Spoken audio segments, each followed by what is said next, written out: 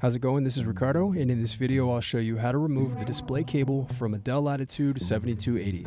If you're looking for parts for this laptop, go to our website and use this coupon for a 5% off discount.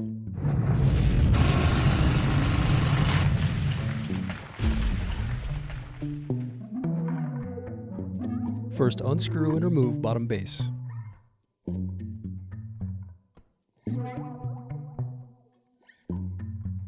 Then unscrew and disconnect battery.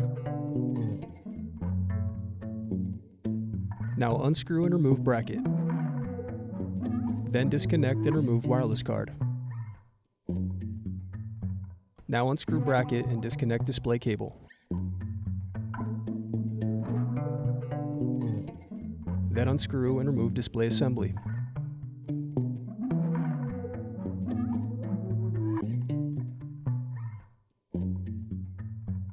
Now disconnect and remove screen.